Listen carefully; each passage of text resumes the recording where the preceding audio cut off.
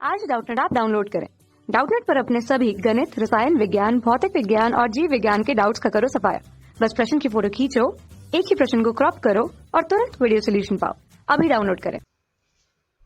Hello, आज का हमारा प्रश्न है, एक व्यक्ति अपनी मोटरसाइकिल से 50 किलोमीटर प्रति घंटा की रफ्तार से चलता है। उसे पेट्रोल पर 2 रुपये प्रति किलोमीटर खर्च करने पड़ते हैं। यदि वह 80 किलोमीटर प्रति घंटे की रफ्तार से चलता है तो पेट्रोल का खर्च बढ़कर 3 रुपये प्रति किलोमीटर हो जाता है। उसके पास पेट्रोल पर खर्च करने के लिए अधिक से अधिक 120 रुपये और 1 घंटे का समय है। वह अपनी उस अधिकतम दूरी को ज्ञात करना चाहता है जो वह तय कर सकता है। इस समस्या को रैखिक प्रोग्रामन समस्या के रूप में व्यक्त कीजिए तथा वह अधिकतम दूरी ज्ञात कीजिए जिससे वह व्यक्ति तय कर सकता है। तो यहाँ समस्या के रूप में लिखना है।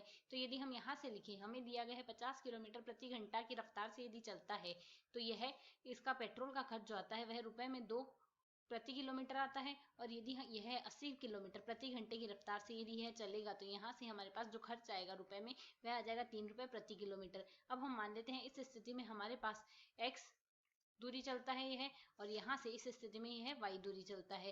तो यदि हम यहाँ से देखें तो हमारे पास प्रश्न में दिया गया है वह कुल 120 रुपये खर्च कर सकता है, अर्थात x दूरी चलने पर और y दूरी चलने पर। तो यहाँ से यदि वह x दूरी चलेगा तो 1 किलोमीटर का यहाँ से हमारे पास 2 रुपये है, तो यहाँ से x किलोमीटर का हमारे पास कितना रुपया आ जाएगा, x किलोमीटर का रुपया आ जाएगा 2x प्लस यहाँ से y किलोमीटर का रुपया आ जाएगा 3y, क्योंकि 1 किलोमीटर का यहाँ से हमारे पास 3 रुपए है तो यहाँ से 3y आ जाएगा। और यह अधिकतम 120 रुपए खर्च कर सकता है, अर्थात इसका ज्यादा से ज्यादा मान 120 हो सकता है। तो 2x प्लस 3y का मान 120 से कम होगा। अब यदि हम यहाँ से देखें, हम जानते हैं हमारे पास चाल समय बराबर क्या होता है, समय बराबर होता है दूरी बट्टे समय। समय बराबर होता है दूरी बट्टे, यहाँ से हमारे पास आएगा चाल, क्योंकि चाल बराबर दूरी बट्टे समय होता है तो समय बराबर दूरी बट्टे चाल हम यहाँ से लिख सकते हैं। तो यदि हम यहाँ से देखें, हमें दिया गया 50 किलोमीटर प्रति घंटा, तो यहाँ से x बराबर यह तो आ गई हमारे पास चाल, और यहाँ से यह आ गया हमारे पास दूरी। तो यहाँ से समय बराबर लिखा जा सकता है x बट्टे 50, x बट्टे 50 आ जाएगा, और यहाँ से हमारे पास आ जाएगा y बट्टे 80। इस स्थिति में समय, इन दोनों स्थितियों में जो समय आएगा उसका कुल मान हमारे पास एक ही हो सकता है, अधिकतम मान, क्योंकि समय 1 घंटे का है अर्थात अधिकतम 1 हो सकता है। तो यह मान 1 है, 1 से कम होगा।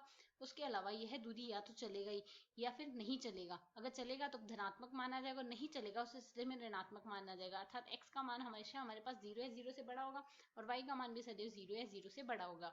और यदि हम यहाँ से देखें, उसे कुल दूरी ज्ञात करनी है कि वह कुल कितनी दूरी चल सकता है, अर्थात x दूरी चलता है और y दूरी चलता है। तो यहाँ से उसे अधिकतम दूरी ज्ञात करनी है, तो z का जो मान आएगा अर्थात उद्देश्य फलन, उद्देश्य फलन हमारे पास यहाँ से आ जाएगा। उद्देश्य फलन z बराबर लिखा जा सकता है z, जो कि उसे अधिकतम करना है, तो z अधिकतम हमारे पास आ जाएगा x प्लस y के बराबर। तो यदि हम इसे रैखिक प्रोग्रामिंग समस्या के रूप में लिखना चाहें तो यहाँ से इसे हम लिख सकते हैं z बराबर तो हमारे पास आएगा जो कि अधिकतम करना है।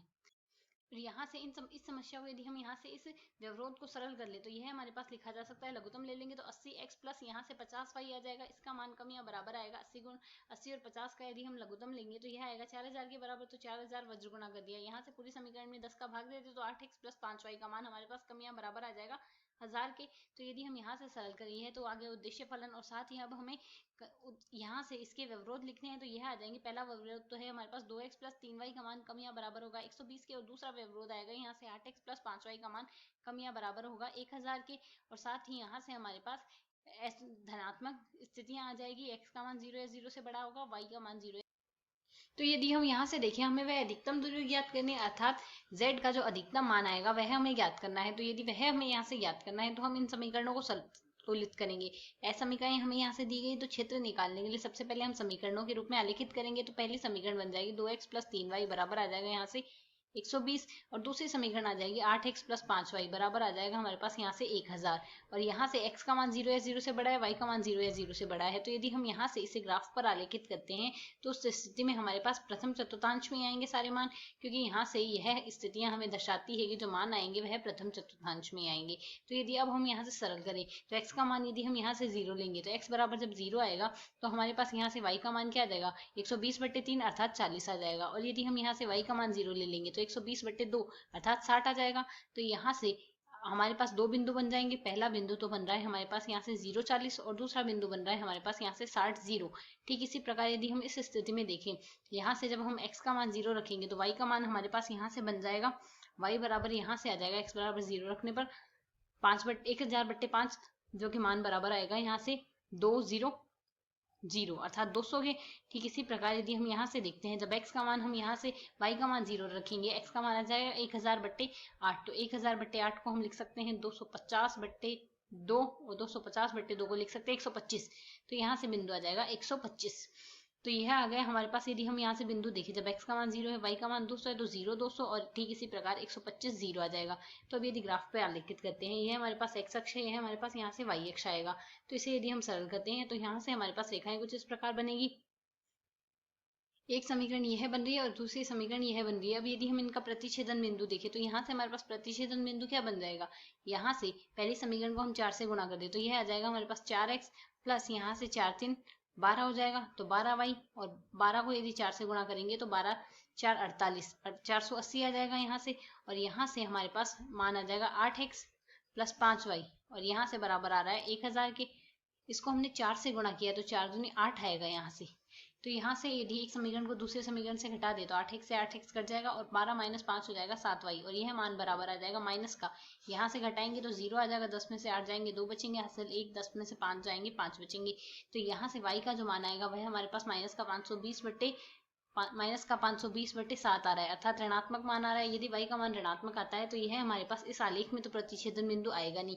यह तो निश्चित है कि प्रथम चतुर्थांश में प्रतिच्छेदन बिंदु नहीं आएगा। तो यदि हम यहाँ से बिंदु देखें तो हमारे पास 40 60 है।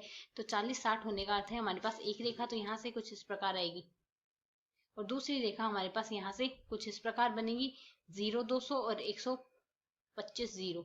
तो हमारे पास दूसरी रेखा कुछ इस प्रकार बनेगी।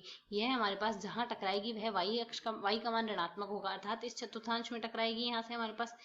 तो यदि यहाँ से देखें, यह बिंदु है हमारे पास यहाँ से 60 0 और यह बिंदु है हमारे पास यहाँ से 125 0। यहाँ से यह बिंदु है हमारे पास 0 0 40 और यह बिंदु है हमारे पास यहाँ से 0 200। और यहाँ से यदि हम क्षेत्र देखें तो यहाँ से जब x का मान 0 रखेंगे, y का मान 0 रखेंगे, इस सिलसिले में 0 का मान हमारे पास 120 से छोटा या बराबर आएगा और यहाँ से भी 0 का मान 1000 से छोटा या बराबर आएगा, अर्थात दोनों का जो हमारे पास क्षेत्र आएगा वह हमारे पास मूल बिंदु की ओर आएगा। तो हमें यहाँ से उभयनिष्ठ क्षेत्र निकालना होगा। तो यह आ जाएगा हमारे पास यहाँ से उभयनिष्ठ क्षेत्र और इसमें कोई भी, तो यह तो आएगा एक बिंदु तो आएगा मूल बिंदु, यह बिंदु A मान लेते हैं, यह बिंदु B मान लेते हैं।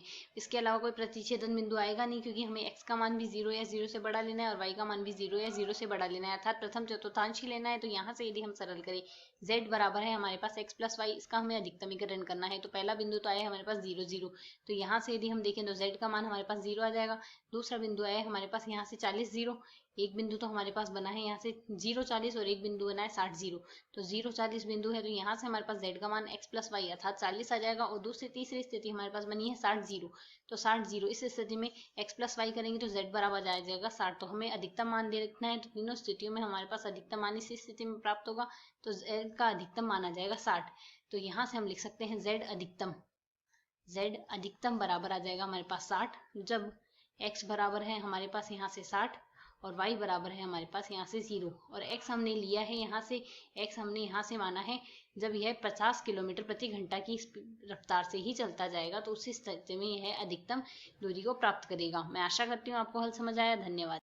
कक्षा 6 से 12वीं से लेकर नीट, IIT, JEE वो एडवांस के लेवल तक 1 करोड़ से ज्यादा छात्रों का भरोसा। आज ही डाउनलोड करें डाउटनेट ऐप या व्हाट्सएप करें अपने सारे डाउट्स 8400 400 400 पर।